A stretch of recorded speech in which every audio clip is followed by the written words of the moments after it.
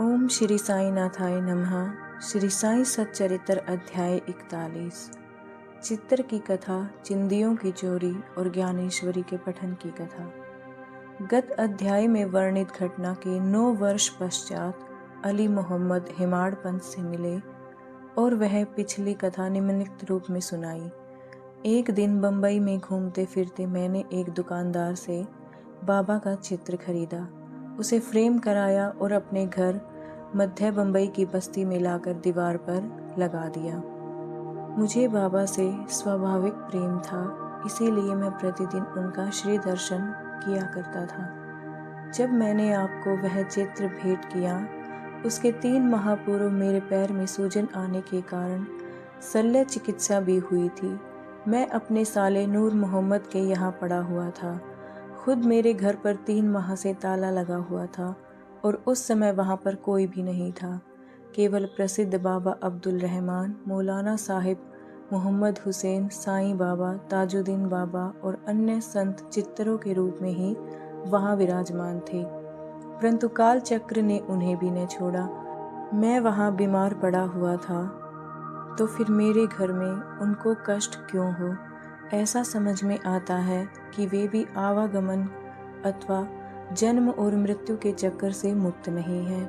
अन्य चित्रों की गति तो उनके भाग्य अनुसार ही हुई, परंतु केवल श्री साईं बाबा का ही चित्र कैसे बच निकला, इसका रहस्य उद्घाटन अभी तक कोई नहीं कर सका है। इससे श्री साईं बाबा की सर्वव्यापकता और उनकी असीम शक्ति का पता चलता है।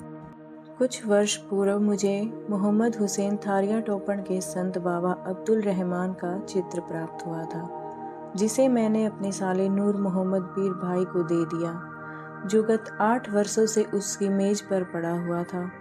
एक दिन उसकी दृष्टि उस चित्र पर पड़ी, तब उसने उसे फोटोग्राफर के पास ले जाकर उसका बड़ा चित्र बनवाया और उसकी कॉपियां अपने कई रिश्तेदारों और मित्रों में वितरित कर दी। उनमें से एक प्रति मुझे भी मिली थी, जिसे मैंने अपने घर की दीवार पर लगा रखा था। नूर मोहम्मद संत अब्दुल रहमान के शिष्य थे। जब संत अब्दुल रहमान साहिब का आम दरबार लगा हुआ था, तभी नूर मोहम्मद उन्हें उनकी फ़ोटो भेंट करने हेतु उनके समक्ष उपस्थित हुआ। फोटो को देखते ही वे अति क्रोधित हो नूर मोहम्मद को मारने दौड़े तथा उन्हें बाहर निकाल दिया। तब उन्हें बड़ा दुख हुआ और निराशा हुई। फिर उन्हें विचार आया कि मैंने इतना रुपया व्यर्थ ही खर्च किया, जिसका परिणाम अपने गुरु के क्रोध और अप्रसन्नता का कारण बना। उनके गुरु मूर्ति पूजा के विरोधी थे, इसीलिए वे हाथ में फोटो लेकर अपोलो बंदर पहुंचे और एक नाव किराए पर लेकर बीच समुद्र में वह फोटो विसर्जित कर आए। नूर मोहम्मद ने अपने सब मित्रों और संबंधियों से भी प्रार्थना कर सब फोटो वापस बुला लिए और एक मछुए के हाथ से बांद्रा के निकट समुद्र में विसर्जित करा दिए। इस समय मैं अपने साले के घर पर ही था। तब नूर मोहम्मद ने मुझसे कहा कि यदि तुम संतों के सब चित्रों को समुद्र में विसर्जित करा दोगे तो तुम शीघ्र ही स्वस्थ हो जाओगे। यह सुनकर मैंने मैनेजर मेहता को अपने घर पर भेजा और उसके द्वारा घर में लगे हुए सब चित्रों को समुद्र में विसर्जित किया। 2 माह पश्चात जब मैं अपने घर वापस लौटा, तो बाबा का चित्र पूर्ववत लगा देखकर मुझे महान आश्चर्य हुआ। मैं समझ न सका कि मेहता ने अन्य सब चित्र तो निकाल कर विसर्जित कर दिए, पर केवल यही एक चित्र कैसे बच गया। तब मैंने तुरंत ही उसे निकाल लिया और सोचने लगा कि कहीं मेरे साले की दृष्टि इस चित्र पर भी पड़ गई तो वह इसकी भी इतिश्री कर देगा। जब मैं ऐसा विचार कर ही रहा था कि इस चित्र को कौन अच्छी तरह से संभाल कर रख सकेगा, तब स्वयं श्री साईं बाबा ने सुझाया कि मौलाना इस्मू मुजावर के पास जाकर उनसे परामर्श करो और उनकी इच्छा अनुसार ही कार्य करो।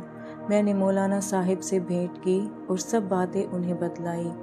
कुछ देर विचार करने के पश्चात वे इस निर्णय पर पहुँचे कि इस चित्र को आपको यानी हिमाड़ पंथ को ही भेंट करना उचित है, क्योंकि केवल आप ही इसे उत्तम प्रकार से संभालने के लिए सर्वथा सत्य पात्र हैं। तब हम दोनों आपके घर आए और उपयुक्त समय पर ही यह चित्र आपको भेंट कर दिया।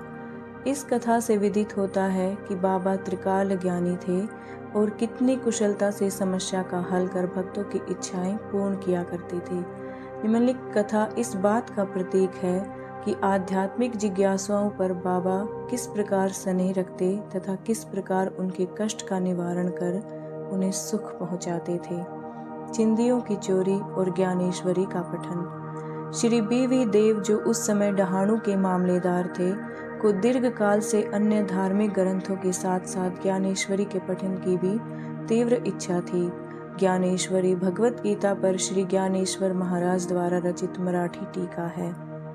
वे भगवत गीता के एक अध्याय का प्रतिदिन पाठ किया करते थे, परंतु जब वे ज्ञानेश्वरी का पाठ प्रारंभ करते तो उनके समक्ष अनेक बाधाएं उपस्थित हो जाती, जिससे वे पाठ करने से सर्वथा वंचित रह जाया करते थे।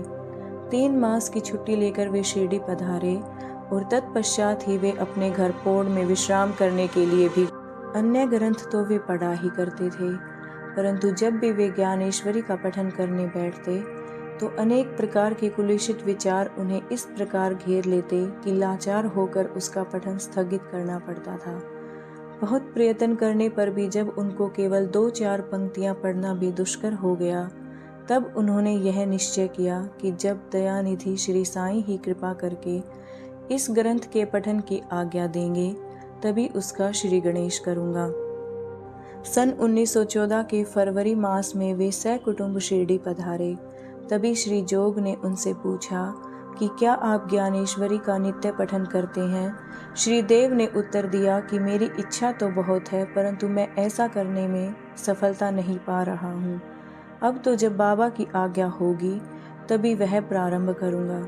श्री जोग ने सलाह दी कि ग्रंथ की एक प्रति खरीद कर बाबा को भेंट करो और जब वे अपने कर कमलों से स्पर्श कर उसे वापस लौटा दें, तब उसका पठन प्रारंभ कर देना। श्री देव ने कहा कि मैं इस प्रणाली को श्रेष्ठकर नहीं समझता, क्योंकि बाबा तो अंतर्यामी हैं और मेरे हृदय की इच्छा उनसे कैसे गुप्त रह सकती है। क्या वे स्पष्ट शब्दों में आज्ञा देकर मेरी मनोकामना पूर्ण न करेंगे? श्री देव ने जाकर बाबा के दर्शन किए और 1 रुपया भेंट किया। तब बाबा ने उनसे 20 रुपये दक्षिणा और मांगी, जो उन्होंने सहर्ष दे दी। रात्रि के समय श्री देव ने बालाराम से भेंट की और उनसे पूछा कि आपने किस प्रकार बाबा की भक्ति तथा कृपा प्राप्त की है। बालक राम ने कहा, मैं दूसरे दिन आरती समाप्त होने के पश्चात आपको पूर्ण वृतांत सुनाऊंगा। दूसरे दिन जब श्री देव साहब दर्शनार्थ मस्जिद में आए तो बाबा ने फिर से 20 रुपये दक्षिणा मांगी, जो उन्होंने सहर्ष भेंट कर दी। मस्जिद में भीड़ अधिक होने के कारण वे एक और एकांत में जाकर बैठ गए। बाबा ने उन्हें बुलाकर अपने समीप बैठा लिया। आरती समाप्त होने के पश्चात सब लोग अपने अपने घर को लौट गए। तब श्री देव ने बालक राम से भेंट कर उनसे उनका पूर्व इतिहास जानने की जिज्ञासा प्रकट की तथा बाबा द्वारा प्राप्त उपदेश और ध्यान आदि के संबंध में पूछताछ की। बालक राम इन सब बातों का उत्तर देने ही वाले थे कि इतने में चंद्रू कोडी ने आकर कहा कि श्री देव को बाबा ने याद किया है। जब देव बाबा के पास पहुंचे तो उन्होंने प्रश्न किया कि वे किससे और क्या बातचीत कर रहे थे। श्री देव ने उत्तर दिया कि वे बालक राम से उनकी कीर्ति का गुणगान श्रवण कर रहे थे। तब बाबा ने उनसे पुनः 25 रुपये दक्षिणा और मांगी, जो उन्होंने सहर्ष दे दी। फिर बाबा उन्हें भीतर ले गए और अपना आसन ग्रहण करने के पश्चात उन पर दोषारोपण करते हुए कहा कि मेरी अनुमति के बिना तुमने मेरी चिंदियों की चोरी की है। श्री देव ने उत्तर दिया, भगवन, जब तक मुझे स्मरण रहा है मैंने ऐसा कोई कार्य नहीं किया है। परंतु बाबा कहाँ मानने वाले थे, उन्होंने अच्छी तरह से ढूंढने को कहा। उन्होंने खोज की परंतु वहाँ कुछ भी न पाया। तब बाबा ने क्रोधित होकर कहा कि तुम्हारे अतिरिक्त यहाँ और कोई नहीं है, तुम ही चोर हो। तुम्हारे बाल तो सफ़ेद हो गए हैं और इतने वृद्ध होकर भी तुम यहाँ चोरी करने आए हो। इसके पश्चात बाबा आपे से बाहर हो गए और उनकी आंखें क्रोध से लाल हो गई। वे बुरी तरह से गालियां देने और डांटने लगे। देव शांतिपूर्वक सब कुछ सुनते रहे। वे मार पड़ने की भी आशंका कर रहे थे कि 1 घंटे के पश्चात ही बाबा ने उनसे वाड़े को लौटने को कहा। वाड़े लौटकर उन्होंने जो कुछ वहां हुआ था उसका पूर्ण विवरण जोग और बालक राम को सुनाया। दोपहर के पश्चात बाबा ने सबके साथ देव को भी बुलाया और कहने लगे कि शायद मेरे शब्दों ने इस वृद्ध को पीड़ा पहुंचाई होगी। इन्होंने चोरी की है और ये इसे स्वीकार नहीं करते हैं। उन्होंने देव से पुनः 12 रुपये दक्षिणा मांगी, जो उन्होंने एकत्रित कर सहर्ष भेंट करते हुए उन्हें नमस्कार किया। तब बाबा देव से कहने लगे कि तुम आजकल क्या कर रहे हो? देव ने उत्तर दिया कि कुछ भी नहीं। तब बाबा ने कहा, प्रतिदिन पोथी अथवा ज्ञानेश्वरी का पाठ किया करो। जाओ वाड़े में बैठकर क्रमशः नित्य पाठ करो और जो कुछ भी तुम पढ़ो उसका अर्थ दूसरों को प्रेम और भक्ति पूर्वक समझाओ। मैं तो तुम्हें सुनहरा शेला भेंट देना चाहता हूँ, फिर तुम दूसरों के समीप चिंदियों की आशा से क्यों जाते हो? क्या तुम्हें यह शोभा देता है? पोथी पढ़ने की आज्ञा प्राप्त करके देव अति प्रसन्न हुए। उन्होंने सोचा कि मुझे इच्छित वस्तु की प्राप्ति हो गई है और अब मैं आनंद पूर्वक पोथी का पठन कर सकूंगा। उन्होंने पुनः साष्टांग नमस्कार किया और कहा कि हे प्रभु, मैं आपकी शरण में हूँ, आपका अबोध शिशु हूँ, मुझे पाठ में सहायता कीजिए। अब उन्होंने चिंदियों का अर्थ स्पष्टता विदित हो गया था। उन्होंने बालक राम से जो कुछ भी पूछा था वह चिंदी स्वरूप ही था। इन विषयों में बाबा को इस प्रकार का कार्य रुचिकर नहीं था, क्योंकि वे स्वयं ही प्रत्येक शंका का समाधान करने को तैयार रहते थे। दूसरों से निरर्थक पूछताछ करना वे अच्छा नहीं समझते थे। इसीलिए उन्होंने डांटा और क्रोधित होते हुए देव ने इन शब्दों को बाबा का शुभ आशीर्वाद समझा तथा वे संतुष्ट होकर घर लौट गए। यह कथा यहीं समाप्त नहीं होती। अनुमति देने के पश्चात भी बाबा शांत नहीं बैठे और 1 वर्ष के पश्चात वे श्री देव के समीप गए और उनसे प्रगति के विषय में पूछताछ की। 2 अप्रैल सन 1915 गुरुवार को सुबह बाबा ने स्वप्न में देव से पूछा कि क्या तुम्हें पोथी समझ में आई? जब देव ने स्वीकारात्मक उत्तर न दिया तो बाबा बोले कि अब तुम कब समझोगे? देव की आंखों से टप टप करके अश्रुपात होने लगा और वे रोते हुए बोले कि मैं निश्चय पूर्वक कह रहा हूँ, हे भगवान, जब तक आपकी कृपा रूपी मेघ वृष्टि नहीं होती तब तक उसका अर्थ समझना मेरे लिए संभव नहीं है, और यह पठन तो भार स्वरूप ही है। तब वे बोले कि मेरे सामने मुझे पढ़कर सुनाओ, तुम पढ़ने में अधिक शीघ्रता किया करते हो। फिर पूछने पर उन्होंने अध्यात्मक विषयक अंश पढ़ने को कहा। देव पोथी लाने गए और जब उन्होंने नेत्र खोले तो उनकी निद्रा भंग हो गई। अब पाठक स्वयं ही इस बात का अनुमान कर लें कि देव को इस स्वप्न के पश्चात कितना आनंद प्राप्त हुआ होगा। श्री देव अभी सन 1944 तक तो जीवित हैं और मुझे गत 4-5 वर्षों के पूर्व उनसे भेंट करने का सौभाग्य प्राप्त हुआ था। जहाँ तक मुझे पता चला है वह यही है कि वे अभी भी ज्ञानेश्वरी का पाठ किया करते हैं। उनका ज्ञान अगाध और पूर्ण है।